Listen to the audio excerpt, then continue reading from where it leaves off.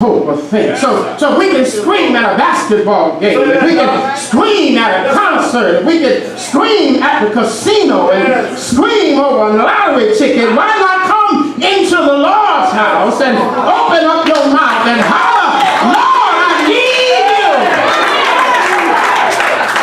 like I never needed you before. It's right here in the text. It's right here in the text in John's Gospel. It's an exciting gospel because when you read John's Gospel, you read about the little boy who had a couple of pieces of fish and a few loaves of bread, barley loaves, and you remember the Bible says they've been out in the desert listening to Jesus preach all day, and they were hungry, they were irritable, and you know how Baptist folk are when we get hungry and ain't no food around. Nerves get bad, and the disciples said, Lord, send them into town so they can get something to eat. But you know, Jesus said, no, you sit them down, you feed them. And you know, they went to arguing with Jesus. We ain't got enough food. 200 pennyworths ain't enough to feed all these folk here.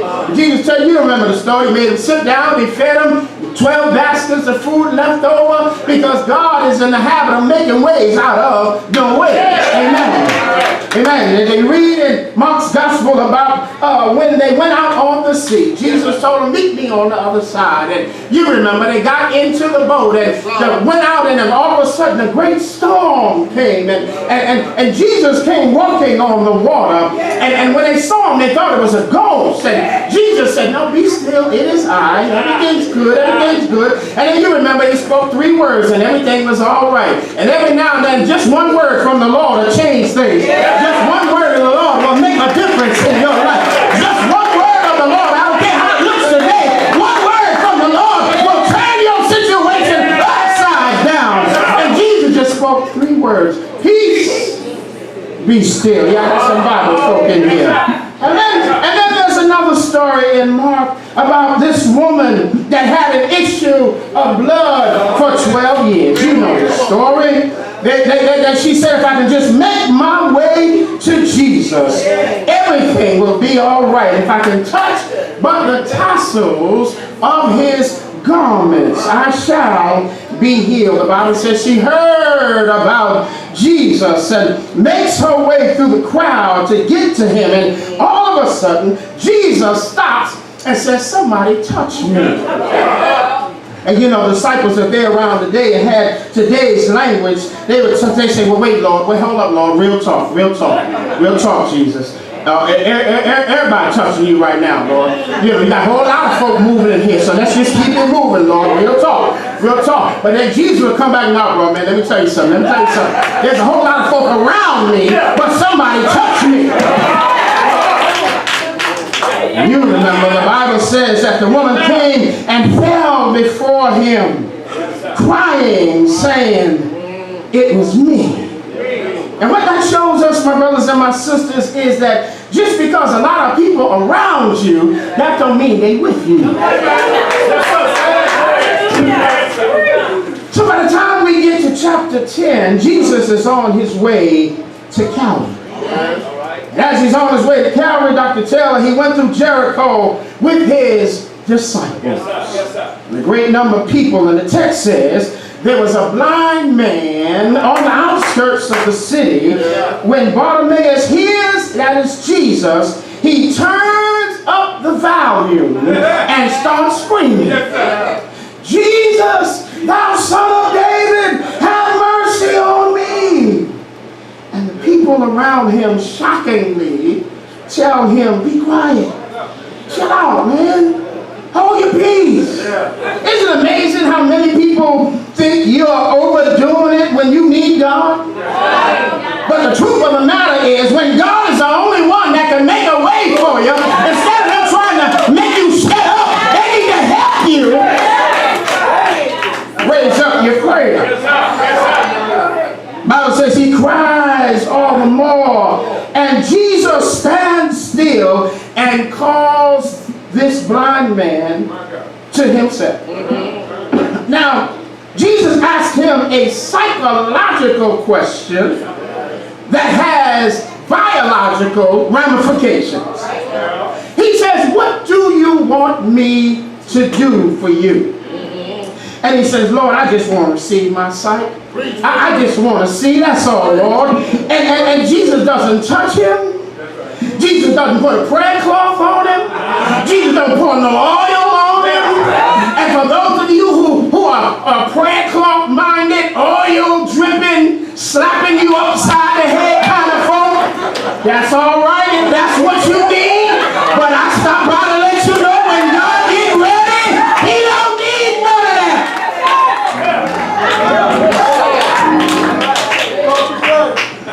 The Bible says, because of your faith. See, I'm talking to some folk in here this morning. You got a reason for your screaming. Come on, somebody. When you needed God in your family, you had a reason for your screaming. When you needed God to touch your body, you got a reason for your screaming. When the devil tried to attack your marriage, you got a reason for your screaming. When you got real enemies and fake friends, you got a reason for your screaming. When the devil's trying to destroy your mind, you got a reason for your screaming. If you've been down and God picked you up, turn you around, well, I tell you, you got a reason for your screaming. And I need to let you know if it works for Barnabas, I declare to work for you and I today. Amen. I'm almost done. I'm almost done. I can sit down right now. After y'all got to singing and praising, I was about to lose my mind up in here. And I was ready to get up, scream, and sit on down. But because I'm in First Baptist, I'm trying to finish what I started. But I want to ask the question, what does your scream say to the sovereign God of heaven? Yeah, what does your scream say to the sovereign God of heaven? Because I know you got a few folk in the church who still feel like, well, you know, it don't take all of that. Come on. So I just want to share some proof from the scripture to show you that screaming has some scriptural references. The Bible says, what does your screaming say to the sovereign God? Well, watch this. What it means to heaven is, I need God. I need God. I tried it on my own. It didn't work out too well. And I came to the point that I realized no matter which way I turn, I need God. Yeah, 1, 2, 3. Thank you. I need God. Simple. Because I found out, my brothers and my sisters, there are two groups of people in the Lord's church worldwide. Two groups of people. There's some people, their money is great, their health is always good, marriage is just fabulous. The people that work for them, yep, good job. Everybody that smiles in their face really likes them. But then the other group of folks is for those who have some need. Because if you don't have no needs, buy this, get the CD for those who don't have no needs, because I can guarantee you, you may not have no needs today. You may not have no needs tomorrow. But there's going to come a time when your money can't buy it, your check won't be able to write it, your degree won't matter, and you won't have no friends to help you out. Is there witness in here? And then there's the second group of folk, maybe like us in this church this morning, who need God, not yesterday, but right now. I need him every day and every hour. Amen, somebody. But we're not ashamed to cry out to God and say, Lord, have mercy on me. You see, Bartimaeus is not a proper noun. His name is splits up in two parts. Bar means man, and Timaeus means from nowhere. So technically, when you look at his name, it means the son of the man from nowhere. But my brothers and my sisters, here's what I get happy about, because it's not where you're from, but it's where God is taking you to. See, Bartimaeus has some multiple issues. He has a biological problem. He can't see. He has a relational problem. Because he's got people around him that he has to depend on. And can I tell you this, my brothers and my sisters, it's one thing to get sick. It's another thing to be sick and broke. And can I tell you, do your best to try not to let both of those things happen at the same time. Because the folk that you help turn their lights on, folk that you help pay their bills, keep them from being in the street. You get down and out there, forget they know your last name. Not only that, but not only does he have biological problems and relational problems, but he also has social problems.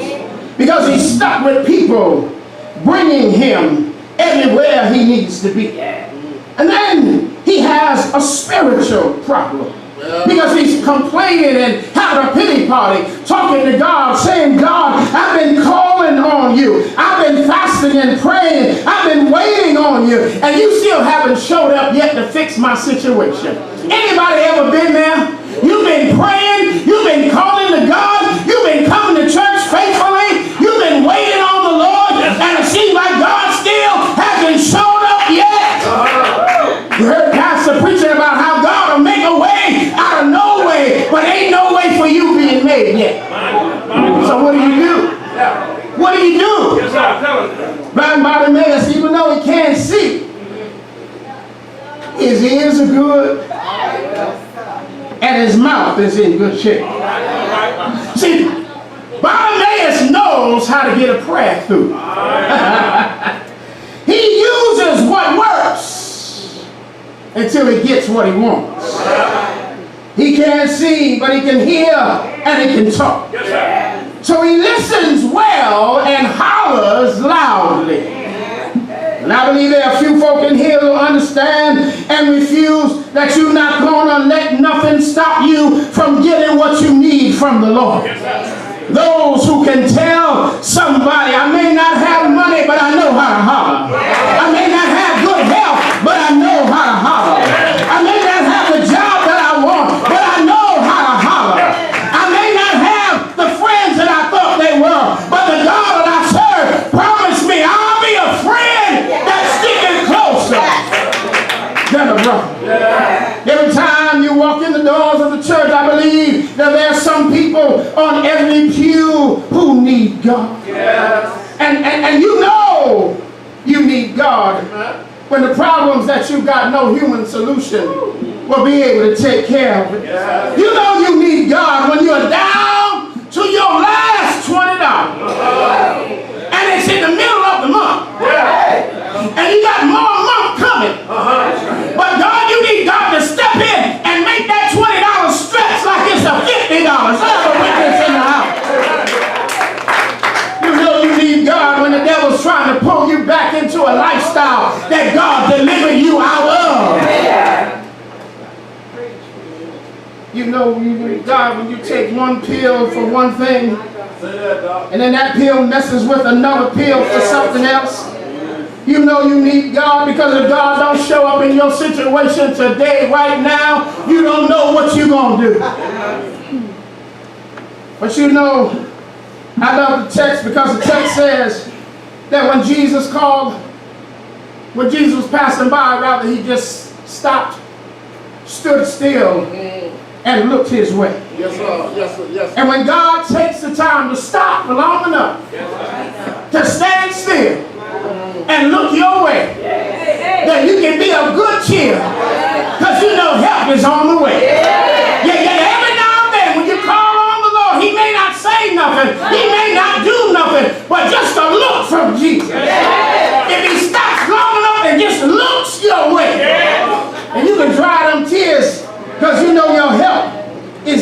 ready to come. Amen, somebody. And for those of you in this house that will scream like Bartimaeus and say, Lord, have mercy on me. You know what I found out, my brothers and my sisters? Every now and then when God gets ready to bless you like crazy, He says, I'm going to tell you when you scream. Oh, yes, He will. Yes, He will. I got some Bible to back me up. You remember in the book of Joshua, when they marched around the walls of Jericho, God told them, I want you to march 6 days every day. And while you're marching, I want you to say a word. I don't care how much you like the beat of the drum, don't say a word. I don't care how the organ makes you feel good, don't say a word. I don't care if they playing your song and you feel like singing it, don't say a word. And when you get to the 7th day, I want you to march around 7 times. And don't be quiet until you get to the 7th time. And when you get to the 7th time, I want you to open up your mouth and holler like you lose your mind. Because He may not show up when you want Him. But I believe I got some witnesses. He's always on time. Yeah, they did what our ancestors did. That's what you call a hassle prayer. Our ancestors did it when we were younger. You remember when you were playing outside and if it started thundering and raining, you had to come in the house, turn the TV off, turn the radio off, turn the lights off, get somewhere and sit down and be still. There's no talking going on because they told you be quiet because God is talking right now. Yeah, the things, the Bible says, the things when they marched that the enemy stole from them, God says, I'm going to give you back everything that they stole from you. Well, I got news for you, First Baptist. I'm getting ready to leave y'all here. Well, if God did it back in Joshua's day, I feel like the same God is able to do the same thing for you and I today. Yeah, if you holler at the right time, if you let the Lord know you need Him at the right time, He'll show up like never before. Let me say it one more time. If it worked for blind Bartimaeus yesterday, it'll work for you and I today. So what does your scream say to heaven? Number one, it says, I need God. But then number two, your scream says, I'm desperate. Well, if you rolled with someone this morning, just because you rolled with them doesn't mean you can worship with them. Let me say that again. Just because you had somebody in the car with you don't mean you can worship with them. It's right here in the text. The Bible says the people who are around Bartimaeus were part of the problem of what was wrong with Bartimaeus. Instead of them helping him to cry out to the Lord, they're telling Bartimaeus, you overdoing it. Chill out. Keep it down. And maybe that's the word for somebody right here. You know you're doing it right when folks tell you to be quiet. You know you're on the right track when your best friend say you making too much noise. I got to sit somewhere. When you make a lot of noise, you telling the Lord, I'm desperate and I need God. Text says, Bartimaeus cried with a loud voice. And that tells me, church, there's no such thing as quiet prayer. Oh, I know you got some folk, got that little cute praise, hallelujah. That little dainty, cute, I don't want to mess up. Let me leave that alone. Yeah, let me leave that alone. But the text suggests that if you can holler, you should. I hear some brothers saying, holler at your boy. Well, I stop by to let you know every now and then you need to holler at your God. You have a witness. And And you know, my brothers and my sisters, the reason why you need to holler when you can, because for those of you who say don't take all that, well, when you got sick, it took all that. When you didn't have a job, it took all that. When you didn't know how to pay your bills, it took all that. When you was about to get put on doors, it took all that. When you didn't have a car, it took all that. When you were robbing Peter to pay Paul, didn't it take all that? Well, it took all that then. It ought to take all that now. Watch the text. I'm almost through. Bartimaeus is crying with a loud voice. And the crowd is saying, huh? Bartimaeus, all he had was one job description. Every day he got up, had his friends come by the house, waiting for him to get dressed, got on the mule, marched up the hill, dropped him off, and all day, every day, all day, help me. Whatever you can spare. You got some spare change? I want a baby's kid.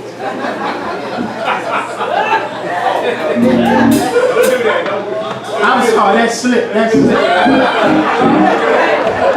You got some spare change? But notice, he hollers every day, all day, every day. But as long as he was screaming and hollering for them, they have nothing to say. But as soon as he stops crying out to them and starts calling out to him, oh Lord, now you're making too much noise. But can't you hear what a man saying? Let me tell y'all something. If you didn't wake me up this morning, I ain't gonna stop hollering for you. If you didn't stop me on my way, I ain't gonna stop hollering for you. If you didn't make a way out of no way for me, I ain't gonna stop hollering for you. And so I'm getting ready to leave y'all for that. I think I'm done said enough for this Sunday morning. But I stopped by to let somebody know that sometimes when you talk to the Lord, every now and then you don't have time to pray one of those long Baptist prayers. Do I have a witness?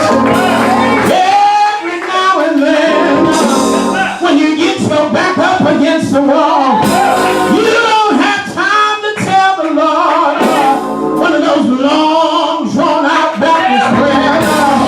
You don't have time to say, Lord, here I am, kneeling and body bound. I thank you that the bed I stepped on last night wasn't my doing, Lord.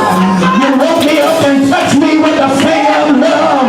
And the day that I saw was a day I'll never see again. You ain't got time for all of that time. Every now and then, all you got time to do is say, Lord, I need you. Every minute, every hour, Lord, make a way out of no way. Lord, come see about your child. Is there anybody here? Is there anybody here? Have you ever tried to call him? Have you ever had to call him in the midnight hour when nobody else was around? You got on your knees and said, Father, I stretch my hand to thee. Lord, I help my Lord. If thou wilt draw thyself from me, never through shall I go.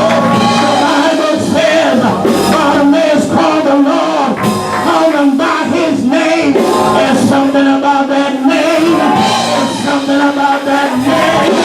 Every now and then, we got to call him by his name. I heard Solomon say about that name, he's a lily of sweet rose of Sharon, the lily of the valley. I heard Ezekiel say he's a wheel in the middle of a wheel.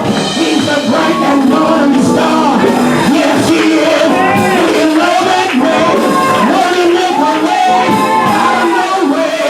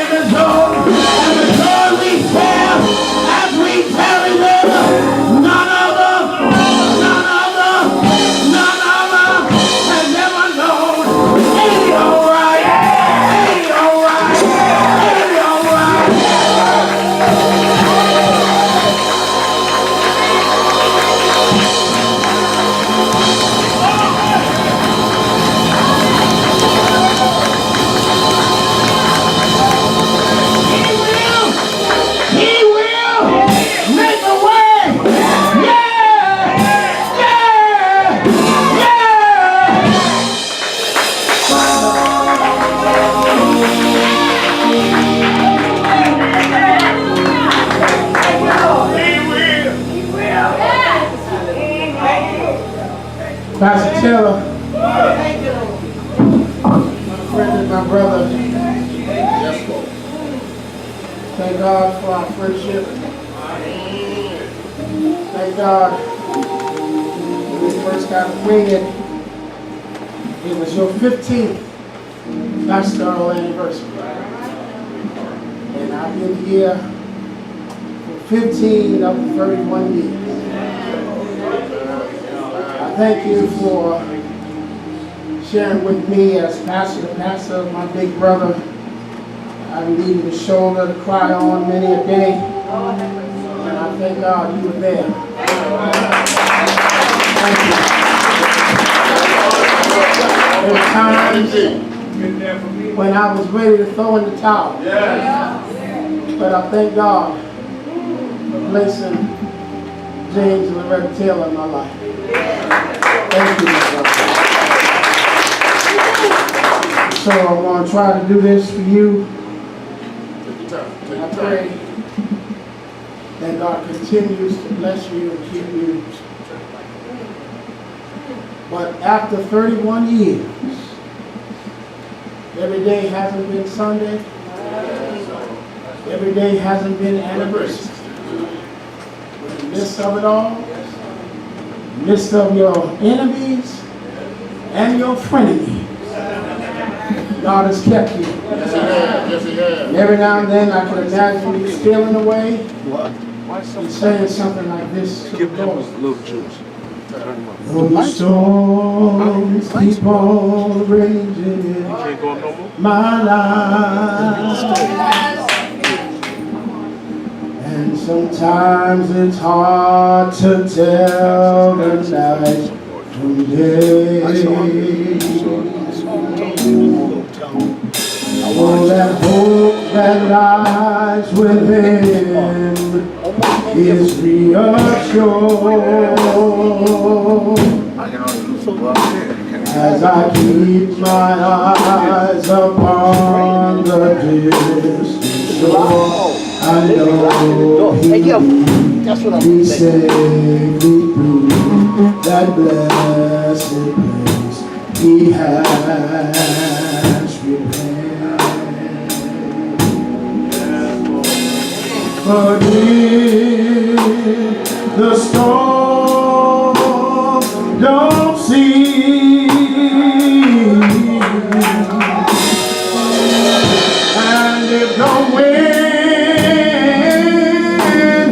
keeps on blowing in my life, my soul has been anchored in the Lord. Can I say it one more time? Oh, the storms keep on raging in my life, and sometimes it's hard to tell the night from day. That hope that lies within is reassured as I keep my eyes upon the distant shore. I know He'll lead me safely through that blessed place He has prepared. But if the storm don't cease, and if the wind keeps on blowing